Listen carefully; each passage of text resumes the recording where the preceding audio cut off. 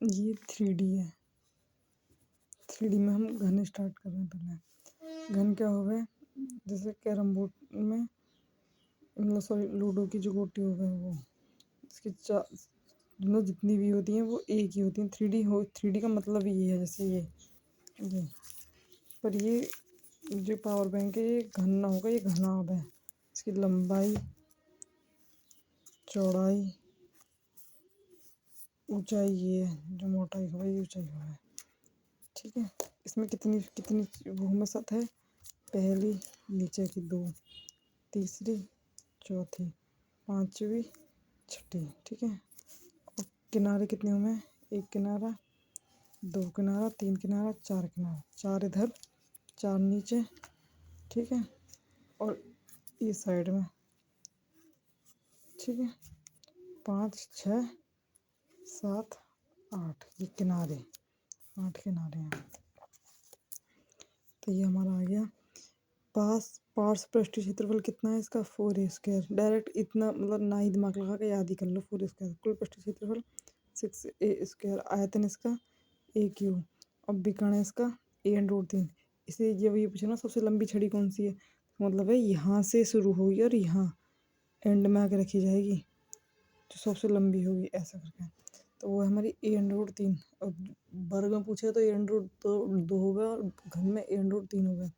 ठीक है, तो ये हमें याद रखनी है। ठीक है, घन में सतह कितनी हुई हमारी, टोटल सतह कितनी हुई हमारी, 1 2 3 4 6 सतह हुए और किनारे 8 हुए। ठीक है, अब हमारा इसमें पहला सवाल, ये इस वाले प्रीवियस ईयर हैं सारे के सारे।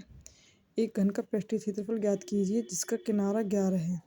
किनारा का मतलब यही है, जैसे ये किनारा, जो लंबाई इसी को किनारा बोल दिया है।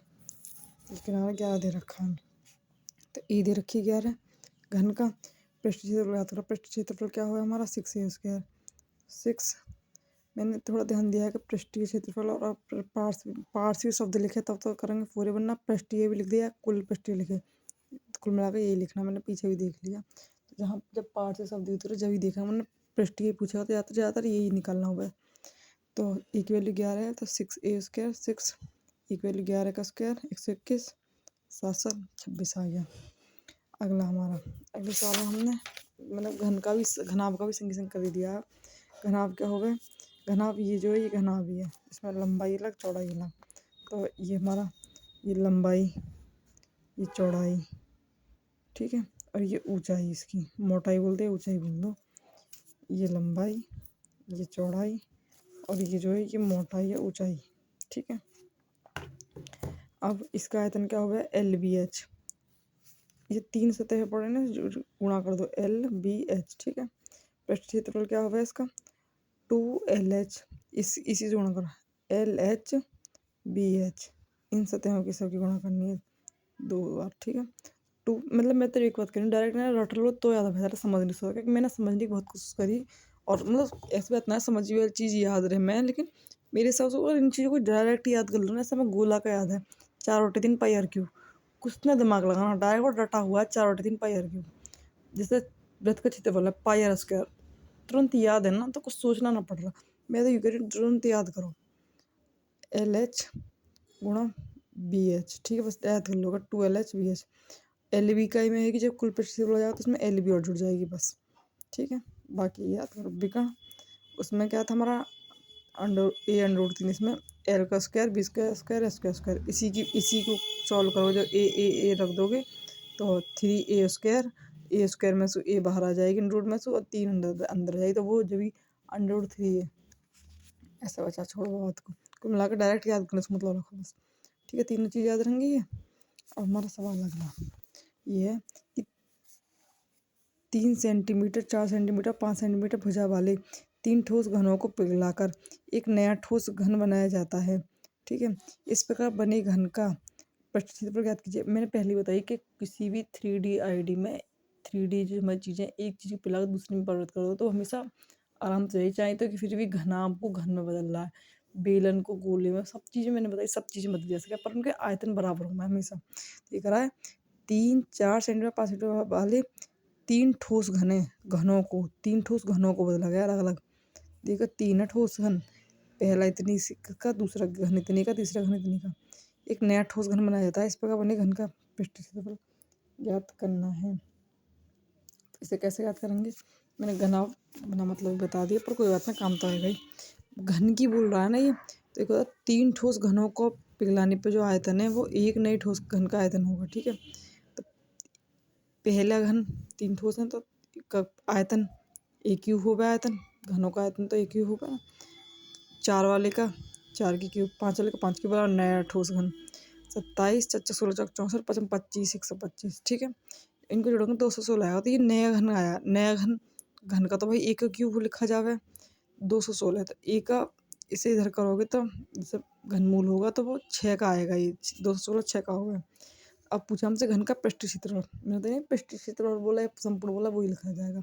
जब पार्श्व शब्द बोलेगा जब ही आएगा वो 4 स्क्वायर वाला। तो ज़्यादा 6 स्क्वायर ही देखा जाओ, मैंने कई जगह देखा 6a स्क्वायर है तो ए की जगह 6 रख दो, 6 का रख दो, 6 चिंग 36, 216 आ गया हमारा। ठीक है, अगला सवाल, यदि एक घन का कुल पृष्ठीय क्षेत्रफल इतना है, ठीक है, घन का दे रखा है ये 6a स्क्वायर, इसका पार्ट्स भी पूछा है, 4 स्क्वायर पूछा है, तो इसे कैसे करेंगे हम? तो इसका पार्श्वीय पृष्ठीय क्षेत्रफल क्या होगा? अच्छा, मैंने एक छोड़ दिया क्वेश्चन, पहले वाला क्वेश्चन है। एक घन का आयतन पृष्ठीय क्षेत्रफल के समान है, तो भुजा याद करिए, डिक्टो जो लाइन है वो लिखनी है। घन का आयतन पृष्ठीय क्षेत्रफल के समान है। घन का आयतन कितना होगा? एक क्यूब। पृष्ठीय क्षेत्रफल कितना होगा? 6 स्क्वायर के बराबर है। लिख दिया बराबर है।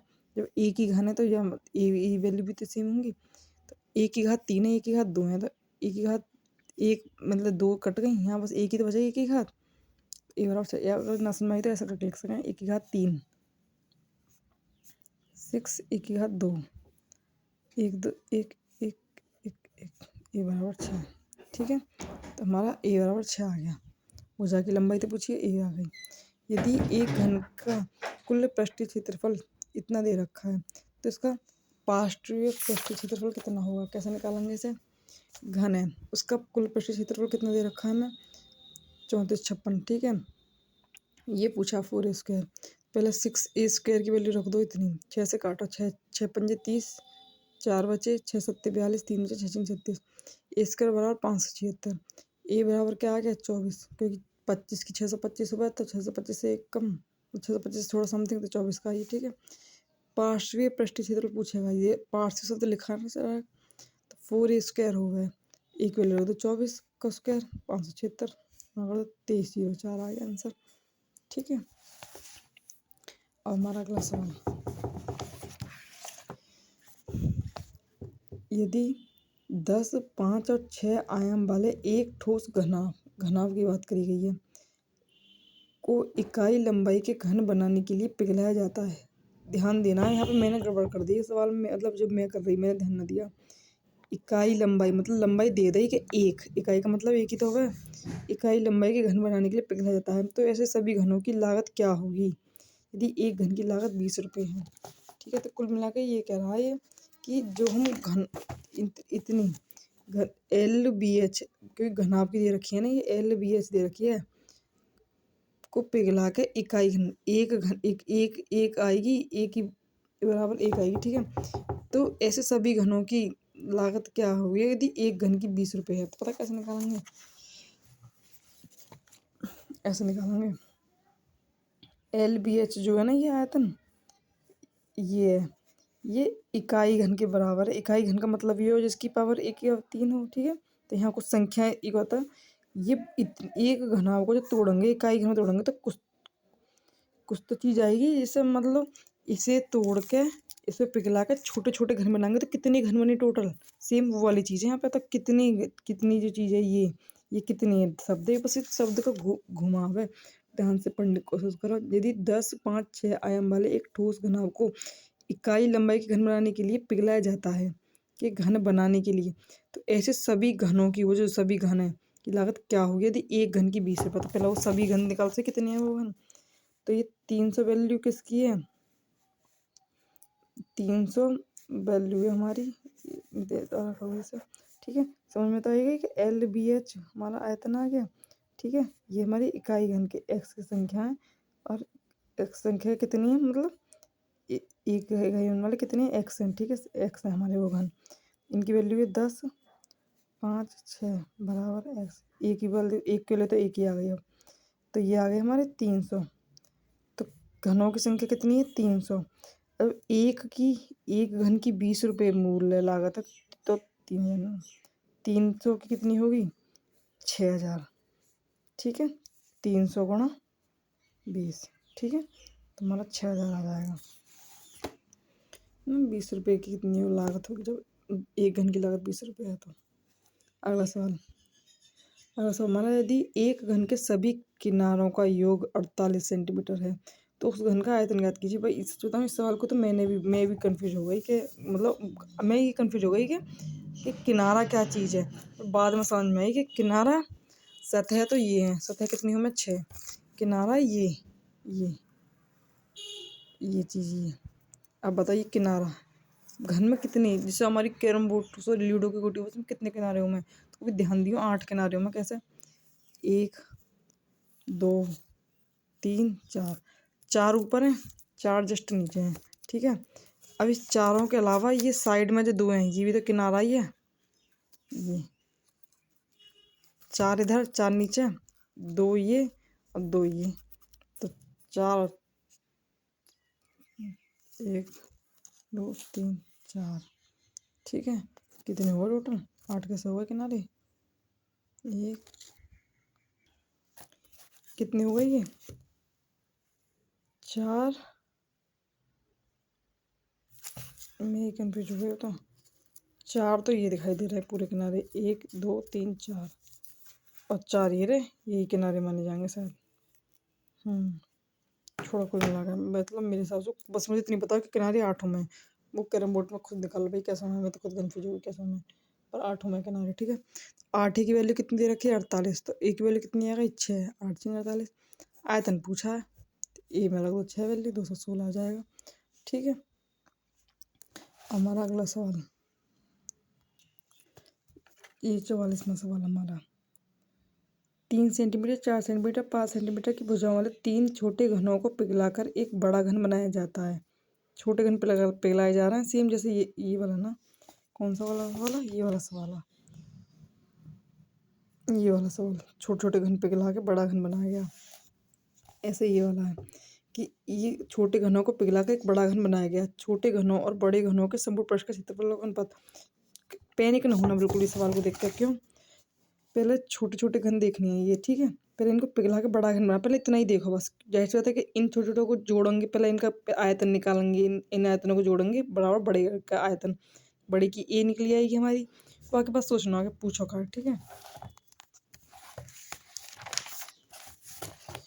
छोटे घनों का आयतन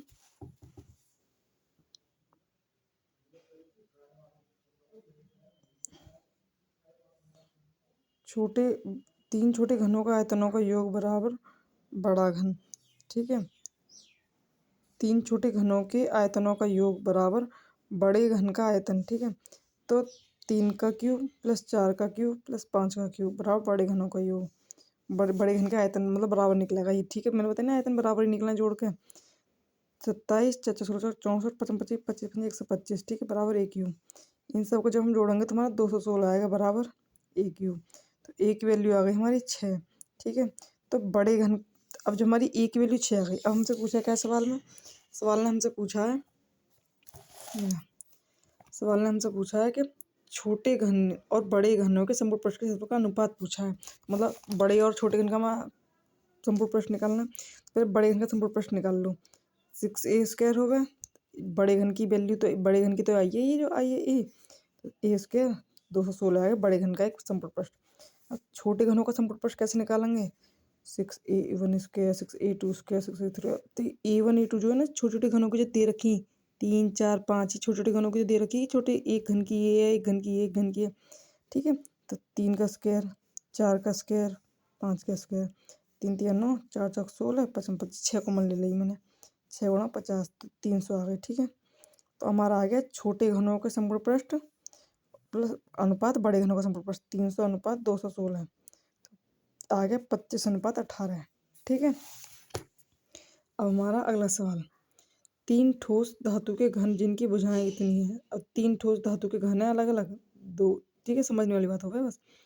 जब ये चीज़ जब एक जिस बन में जो घनाभ हुआ है तब बोला है कि LBH होंगे, पर एक घन बोला है तो ये तीन अलग अलग घन है ये। बस इस बार इसने क्रमशः लिख कर क्लियर कर दिया। उन्हें पिघलाया गया, ठीक है, और एक ही घन में ढाला गया, ठीक है। इस प्रकार प्राप्त घन की भुजा, इस ये आसान है घन की भुजा। इसमें पहले घन की भुजा भी निकाली, फिर उनका पृष्ठ, फिर संपूर्ण पृष्ठ भी निकाला, ठीक है। तो ये थोड़ा कठिन है लेकिन ये और भी आसान है। तो तीन ठोस घनों का आयतन बराबर एक घन का आयतन। तीन ठोस घन है, एक 2 का क्यूब है, एक 12 है, एक 16 है, तो सबका क्यूब आयतन जोड़ेंगे ना, एक क्यूब एक क्यूब एक क्यूब एक क्यूब सबकी जोड़ेंगे और ये बड़े वाले का निकलेगा क्यूब 8 1728 40 96, ठीक है। मैंने तो निकाल देखें, याद ना रहे। इनको जोड़ेंगे तो 58 32 आ जाएगा, तो एक ही क्यूब। इसका घनमूल निकालेंगे तो 58 32 हमारा 18 का आ गया। तो यही हमसे पूछा है इसमें, ठीक है।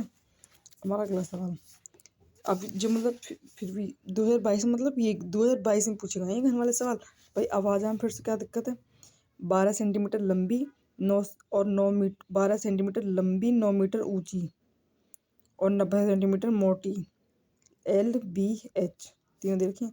दीवार बनाई जाती है यह देखते हुए कि एक पैक में 450 ईंटें हैं, ठीक है। यदि प्रत्येक ईंट की विमाएं 10 7.5 और 7 सेंटीमीटर हैं। ईंट की लंबाई चौड़ाई दे रखी है, लंबाई चौड़ाई ऊंचाई। सीमेंट और रेत का मिश्रण दीवार के 18वें 1/18 1/18 मतलब 1/18 आयतन को घेरता है। तो ईंट के कितने पैक की आवश्यकता हुई, निकटतम पूर्णांकों में याद करना है, बहुत ध्यान से देखना। ये सवाल पहले मेरा भी पूरा कट्टा सुना और मैंने ही कहा हुआ, इसका मतलब है कि हर कोई अटका सवालों में। जैसे अब मैंने निकाल ली, देखा समझा, पीछे भी देखा तो समझ में अब आ गया। तो इसका मतलब है कि पहले एक बार ध्यान देना पड़े चीज़ों पे, तो इसको मैं ढंग से समझाऊंगी तो क्लियर हो जावे।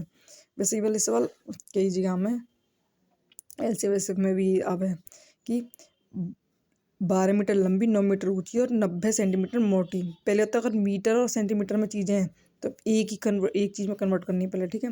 एक दीवार बनानी है हमें खूब अच्छी खासी, ठीक है। फिर यह देखते हुए कि एक पैक में एक कोई पैक है फिक्स, उसमें 450 हमारी ईंट हैं। यदि प्रत्येक मतलब इतने एक कोई पैक में 450 ईंट है, लेकिन ईंट की अलग से दे रखी है कि प्रत्येक की विमा जो है 10 7 7.5 और 7 7, क्योंकि ईंट हमारी इस तरह की तो ये घनाभ के रूप में तो होगा ईंट, इसलिए, ठीक है। और जो दीवार है वो भी एक घना भी होगा जिसकी मोटाई चौड़ाई लंबाई सब होगा, ठीक है। दिख रहा है सीमेंट और रेत का मिश्रण दीवार के 1/18 आयतन घेरता है। बस ध्यान देना है कि सीमेंट और रेत भी तो भाई चिनाई और सीमेंट रेत लगा है का 1/18 ये मैंने ये लाइन ध्यान दी, 1/18 आयतन को घेरता है। तो ईंट के कितने पैक की आवश्यकता होगी, पहले तो यहाँ पर एक चीज़ ध्यान देनी है कि 1/18 भाग तो आयतन वो हो गया सीमेंट और रेत, तो ईंट कितनी लगेंगी भाई। जब चिनाई चले किसी भी चीज़ में, चिनाई में सीमेंट और रेत लगाएंगे, फिर ईंट, फिर सीमेंट रेत, तो 1/18 भाग तो ये है, तो 17/18 शेष भाग तो वही बचा ना जो ईंट ईंट होंगी, ठीक है। ये एक दीवार है। अब ये जो एक पैक है 450 का पैक है, इसमें 450 है ईंट, 450 का एक पैक है, जबकि एक छोटी सी ईंट की कितनी है लंबाई चौड़ाई ऊंचाई 10 7.5 7, ठीक है। अब ऐसे कितने पैक लगने हैं ये पूछा है इसने सवाल, ये तो पूछा सवाल इसने। तो यह यदि तो आयतनों घेरता तो ईंटों कितने पैक की आवश्यकता होगी, ठीक है। तो हम कैसे निकालेंगे वो चीज़, हम ऐसे निकालें। ऊपर तो निकालेंगे हम दीवार का क्षेत्रफल, ठीक है, दीवार का क्षेत्रफल निकालेंगे। नीचे निकालेंगे हम जो हमारी ईंट वगैरह हैं, सॉरी दीवार का क्षेत्रफल, दीवार का जो मतलब आयतन के रूप में जो चीज़ें जो भी हैं वो रखेंगे ऊपर, ठीक है। क्षेत्रफल तो ना, क्योंकि इसमें तो लंबाई चौड़ाई ऊंचाई तीनों आई, तो आयतन के रूप में ये तो LBH करी गई। तो L बस मैंने यहाँ पे ऐसे लिख दी है क्योंकि वो 12 मीटर ही, 12 मीटर को 1200 मीटर लिख देंगे, सेंटीमीटर लिखेंगे, 9 मीटर को 900 सेंटीमीटर लिखेंगे और 90 सेंटीमीटर को 90 लिखेंगे। तो 1200 900 और 90, ठीक है। 450 का एक पैक है, एक ईंट में एक ईंट की दे रखी है और 450 पैक है। जो हम ऐसे निकालेंगे 450 का एक पैक और एक मतलब एक ईंट की दे देंगे तो हमारे वो निकलेंगे कितनी टोटल ईंट लगेंगी वो निकलेंगी, क्योंकि 1/18 भाग सीमेंट और रेत है तो 17/18 टोटल ईंट आएंगी, ठीक है। तो अब जो मैंने बस काटा कुटी करी है ये पूरी, अब काटा कुटी तो याद भी नहीं कहाँ से क्या करी है। 0 से 0 कट गई, 0 से 0 कट गई, 9 एकम 9, 9 पन्ना 45, 5 से काटो, 5 5 पता ना कहाँ से कहाँ कट गया, कुल मिला के पूरी कटेंगी 17/18, 16 × 10 × 17/7, ठीक है। ऊपर गुणा कर दो 27/20/7, तो ये आया हमारा इतना 388.5। पता ध्यान पता इसमें क्या देना है भाई साहब, आंसर आया इतना 0.65। अभी एक बात याद रखिए, पॉइंट के बाद अगर 5 और 500 जो 5 ये हो या 5 से ऊपर की चीज़ हो तो हमेशा यहाँ 10 मतलब बढ़ जावे, फिर जो भी चीज़ हो 3 8 9, फिर 8 की जगह 9 हो जाएगा। ये पता है क्यों ध्यान देना है, ये ऑप्शन दे रखे हैं 3 8 7, 3 8 9, 3 8 8, 3 9 0, और जल्दबाजी में अगर 3 8 8 देखते तो हम तो सोचते कि 388 लगा दो निशान, पर आंसर इसका ये है क्योंकि 0.5 या 0.5 से ऊपर जैसे कूदोगे तो 10 एक इधर चीज़ बढ़ जावे, फिर तो ये चीज़ इधर बढ़ जाएगी, तो ये 389 आंसर है इसका। मतलब अगर बालक ने यहाँ तक भी दिमाग लगाया, मेरा जैसा मूर्ख बालक तो भाई साहब मैं यही लगा के आता है इसे, जल्दबाजी में देखता ही ना कि ये लगानी है, ठीक है। अगला सवाल ये भी ऐसा ही है, एक कमरे का फर्श इतना है 8 मीटर 96 सेंटीमीटर लंबा और इतने मीटर चौड़ा है। पूरे फर्श को ढकने के लिए आवश्यक समान आकार की वर्गाकार टाइलों की न्यूनतम संख्या। ये बिल्कुल ही एलसीएम का सवाल दे दिया इसने, ठीक है। इसमें तब भी हमारे आयतनों के रूप में यूज हुआ है, हमारा घनाभ का और उसका आयतन की चीज़ें तो लिखी हमने एलबीएच करके जो लिखी। तो कमरे की लंबाई 8 मीटर 96 सेंटीमीटर है और चौड़ाई 6 मीटर 72 सेंटीमीटर है। पूरे फ्लोर ढकने के लिए आवश्यक समान आकार की वर्गाकार टाइलों की आवश्यकता चाहिए। तो इस सवाल हम कैसे करेंगे, 47वां सवाल। 8 मीटर 96 सेंटीमीटर, पहले तो इसको ही ध्यान दोगे 8 मीटर को पहले तो इसे जोड़ कर लिखो, तो कोई चीज़ हमारी ऐसे दे रखी है 8 मीटर 96 सेंटीमीटर, कुछ कुछ समझ में आए कुछ भी ना, 8 मीटर को सेंटीमीटर बदल लो 800 और ये 96 सेंटीमीटर, तो ये कितनी हुई टोटल हो गई 896 सेंटीमीटर, ठीक है। 6 मीटर 72 सेंटीमीटर, तो 672 सेंटीमीटर। अब इन दोनों का मैंने एससीएम निकाला है पहले, ठीक है, जो कॉमन है दोनों में। 4 दूनी 8, 4 दूनी 8, 4 चौक 16। वैसे और भी तरीका है पर मैंने सबसे आसान मुझे यही लगा जल्दी जो मैं जल्दी से हाथ चल जाता मेरे। 4 पंजे 20, 4 छीं 24। मुझे पता नहीं मेरे मतलब ज़्यादा तेरे को भी यही चीज़ है। मैं 4 पंजे 20, 4 छीं 24, 4 एकम 4, 4 चौक 16, 2 सत्ते 14, 7 एकम 7, 4 एकम 4, 2 बचे, 4 छीं 24, 25 26, 4 अट्ठे 32, 4 चौक 16, 4 दूनी 8, 2 दूनी 4, 2 एकम 2, 7 1 3 एकम 3, ठीक है। अब हमारा क्या है इसमें कॉमन एचसीएफ क्या हो गया कॉमन, 4 इधर भी इधर भी इधर भी इधर भी, 2 इधर भी इधर भी, 7 इधर भी इधर भी, जो कॉमन है वो लिख लिए। कॉमन जो है वो 224 है, ठीक है।